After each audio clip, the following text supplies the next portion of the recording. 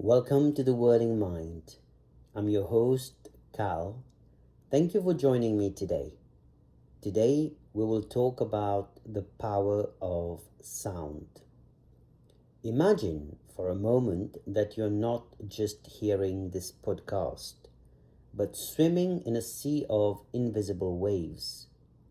Every sound around you, my voice, the hum of traffic, a bird outside your window, or rain against glass, is a vibration moving through space, touching your nervous system, and quietly shaping how you feel, think, and even how your body functions. We often talk about mental health in terms of thoughts, beliefs, or chemistry. But sound is one of the most direct ways the world communicates with our nervous system. It can soften anxiety, deepen focus, or quietly wear down our resilience, depending on what kind of sound we are surrounded by and how consciously we engage with it. Interestingly, there isn't a new discovery. Long before neuroscience machines could track brain waves and stress hormones, ancient traditions recognized sound as medicine. In the Vedic worldview, sound, known as nada, was considered a subtle force that could harmonize mind and body, and even serve as a bridge between the individual and the cosmos. The sacred syllable Om was described in the Upanishadic text as the primordial vibration, the sound underlying creation itself. Chanting Om and other mantras wasn't about recitation. It was a conscious use of rhythm, pitch, and intention to calm the mind, refine attention, and invite coherence in the inner world. In Ayurveda and related traditions, sound was woven into healing through mantra, devotional songs, and specific sonic rituals because it was understood to influence prana, the subtle force of life, and therefore mental and emotional states. Today, modern research uses different language, but it's pointing toward similar truth. When we listen to music we enjoy, studies show increases in subjective well-being, improvements in moods, and reductions in stress. Music is now widely used in therapeutic settings to support people living with anxiety, depression, dementia, brain injury, and other conditions because it can reach parts of your mind that spoken conversation sometimes cannot. On a brain level, sound feeds into auditory pathways that connect with emotional centers like the amygdala and with networks that govern attention, memory, and autonomic regulation. Functional brain studies show that music can modulate activity in areas linked to anxiety and can help shift the nervous system from a fight or flight state towards more calm and regulated patterns. When you feel a wave of relief during a favorite song, this isn't just in your head. Metaphorically, it's a literal shift in neural firing and stress biology. There's a fascinating nuance here. Not all sound is healing. Unwanted sound, what we usually call noise, can be genuinely harmful to mental health.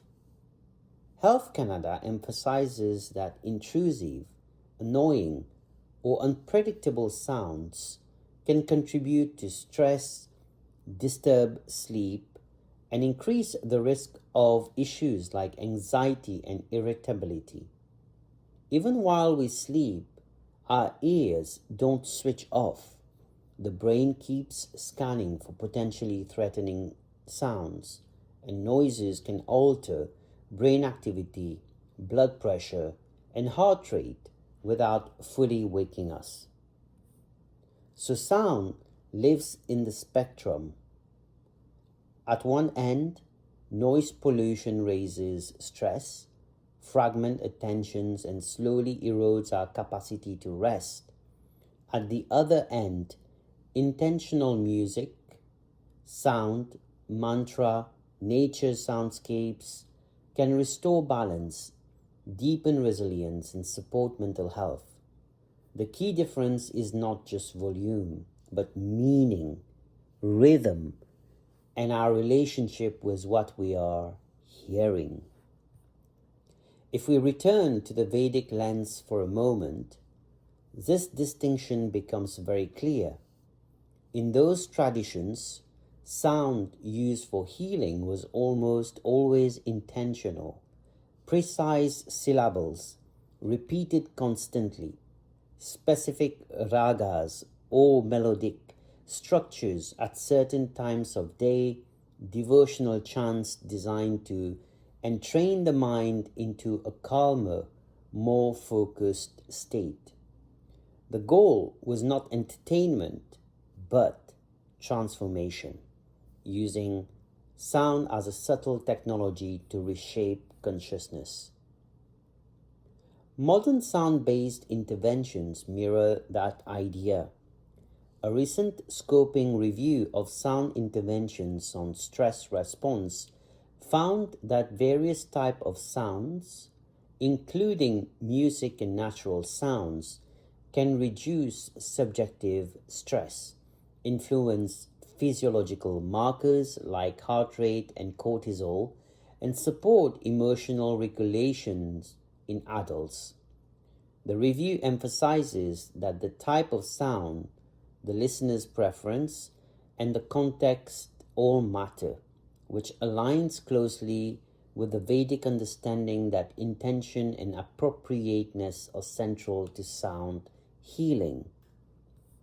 Now let's broaden the frame beyond humans.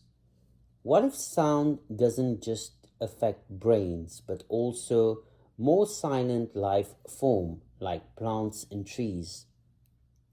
For a long time, the idea that plants might respond to sound was dismissed as fringe. But in recent years, plant science has started to seriously explore how sound vibrations influence plant growth, development, and resilience. Research published in journals on plant biology and physiology shows that sound vibration treated as a physical mechanical stimulus like wind or touch can modulate plant processes. Studies have reported changes in seed germination rates, root and shoot growth, photosynthesis efficiency, and even stress response pathways when plants are exposed to particular sound frequencies. Some experiments suggest that specific ranges, often around a few hundred hertz, can improve nutrient uptake and growth, whereas harsh, random noise may have neutral or negative effect. Every time I hear a sport car on the road, it makes me angry for some reason. The same process applies here. One review on sound in plants notes that plants possess mechanoreceptors, structures that can detect vibration, and that sound can trigger changes in ion channels and signaling cascades inside plant cells. In simple terms, plants are not listening like humans, but they appear to sense and respond to vibration as real information about their environment. Another paper discusses sound's role in the plant holobiont, meaning the plant together with its root microbes, suggesting that sound may influence not only the plant itself, but also its beneficial fungal and bacterial partners. So when you imagine a forest during a gentle rainfall, it isn't just your nervous system that might be relaxing. The trees, leaves, and soil community are also bathed in a complex acoustic field of raindrop, wind, and distant thunder, a vibration-rich environment that may subtly influence their physiology. The idea that sound connects with all living systems starts to feel less poetic metaphor and more like a shared silence. Let's talk more directly about the sounds of rain and thunder, because they are some of the most beloved soundscapes for mental health. Health Canada explicitly lists rain, birds, waves, wind in trees, and running water as natural sounds associated with increased feelings of well-being and reduced stress. These natural soundscapes can help counteract the negative effect of urban noises and provide a kind of acoustic refuge, particularly in cities where mechanical sound dominates. Rain is especially powerful because it's rhythmic, broad spectrum quality. The steady pattern of raindrops forms a kind of natural white noise. It masks sharp, intermittent sounds and gives the brain a consistent, predictable acoustic pattern to settle into. This predictability is soothing to the nervous system, which no longer has to scan so intensely for sudden changes in sound that might signal danger. As a result, many people find it easier to fall asleep, focus, or meditate with rain sounds in the background. I repeat, as a result, many people find it easier to fall asleep, focus, or meditate with rain sounds in the background. Thunder, when distant and not dangerously close, adds a low frequency, powerful hum that can feel grounding and awe-inducing. There's an interesting psychological effect here. Hearing thunder reminds us of scale, of the vastness of nature relative to our individual worries. For some people, that sense of perspective alone can be calming and emotionally regulating. Recordings of storms combining steady rainfall with occasional thunder are now widely used to help with sleep, anxiety relief, and a deep relaxation in many sound therapy and ASMR communities. From a mental health standpoint, these nature sounds create a kind of sonic sanctuary. They invite mindfulness. You can sit and simply listen, notice the layers of sound, and allow your attention to rest in the sensory present rather than racing through past regrets or future fears. In that sense, they function very much like mantra meditation, repetitive, stable, gentle stimulation for the mind that gradually quiets mental noise. But there's another side to this conversation about sound that we can't ignore: silence. If sound is a powerful force that can shape our inner world, silence is the space that lets those changes settle. In a world that is constantly noisy, from notifications to traffic to endless background media, true quiet has become rare, almost exotic, yet it carries profound benefits for mental health. Research and clinical experience suggest that periods of silence can reduce stress, lower cortisol, calm racing thoughts, and give the brain the time to reset and process information. One discussion of silence even notes that brief intervals of quiet can be more calming than listening to relaxing music based on changes in circulation and markers of relaxation. Silence can also support creativity, concentration, and emotional clarity because it removes the constant stream of external input and lets us finally hear what is happening inside. So, if sound is medicine, silence is the integration of that medicine.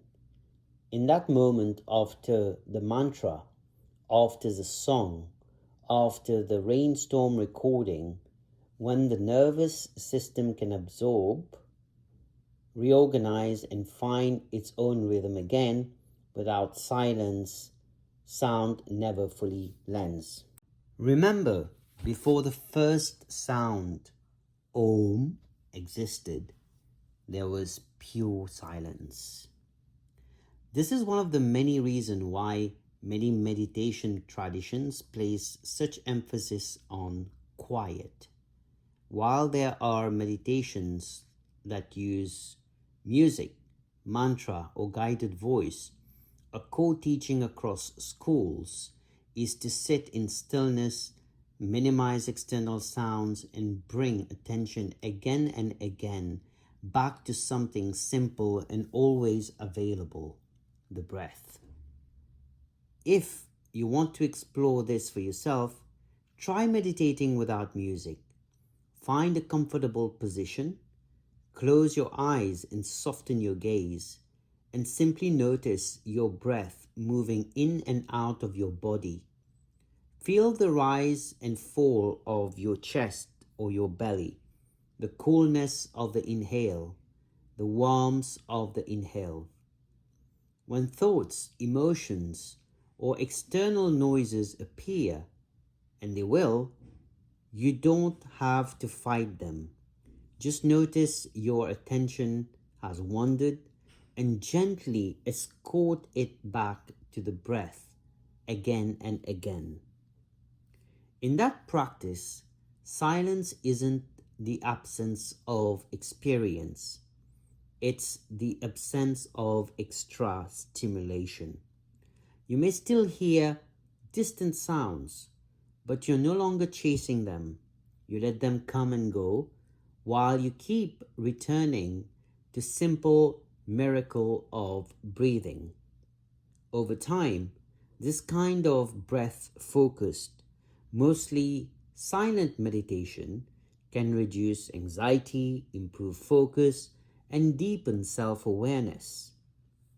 So when we talk about the power of sound, we're really talking about a partnership: sound and silence, vibration and stillness. Healing doesn't happen in constant noise. It happens in rhythm between what we hear and the quiet spaces in which we finally learn to listen, not just to the world but to ourselves. If you place this in the next Vedic view, you get a beautiful continuity. The Vedas and related texts treat sound as sacred, capable of aligning the individual's inner rhythm with a larger cosmic rhythm. Neuroscience and psychology, meanwhile, describe sound's capacity to entrain brain waves, modulate stress pathways, and influence emotion. Plant science adds a third layer, showing that vibration may also influence growth, resilience, and the complex ecological relationship at the root level. Together, these perspectives suggest that sound is not merely entertainment. It is a shared language of life, It moves through air, water, soil, and tissue. It touches neurons and leaves. It can disturb or heal depending how we relate to it. Practically, this raises a simple but powerful question. What soundscape are you living in? If much of your day is dominated by mechanical noise, alerts, traffic, or harsh voices, your nervous system is being asked to work very hard just to stay regulated. If you intentionally carve out pockets of healing sound, whether that's calm music, chanting, or nature recording, you're giving your body and mind a chance to reset. On the mental health side, this might look like using supportive music at the beginning or end of your day, choosing rain or forest soundscapes while you work, or creating brief sound rituals where you chant a mantra, hum, or listen deeply to a single simple tone. On the ecological side, it might mean honoring the soundscapes of natural places, turning down artificial noise in forests and parks, noticing how trees, birds, and streams create their own kind of acoustic community. What ancient Vedic practitioners understood intuitively and what modern science is now describing in detail is that sound is one of the most direct ways to influence state. It can push us toward agitation and towards coherence. It can help an anxious mind soften and a tired body rest, and perhaps even support a plant or tree in adapting to stress. So when you move through your day after this episode, you might experiment a tiny shift. Treat sound and silence as part of your mental health toolkit. Notice which sounds drain you and which sounds nourish you. Sit with the rain for 5 extra minutes the next time it falls. Listen to thunder not as something to fear, but as a reminder of the larger rhythms you belong to. And when you meditate, try doing it without music, returning again and again to the breath and the spaciousness of quiet. Because when we listen with awareness, sound stops being background. It becomes medicine for your mind, for the wider living world, and for the delicate connections. Please treat what you hear as ideas to explore, not as strict rules to follow. Always seek the help of professionals if in doubt. Next time it rains, safely take a walk in the rain or meditate by a window to the wonderful sound of the rain. Feel the rain, breathe the rain, and listen to its powerful healing properties. If this episode resonated with you, please give the video a like or share it with those who might benefit from this simple learning. I will aim to post a new episode every 2 weeks. My aim is to help people achieve mental clarity by connecting ancient practices to science. Until next time, this was The Whirling Mind.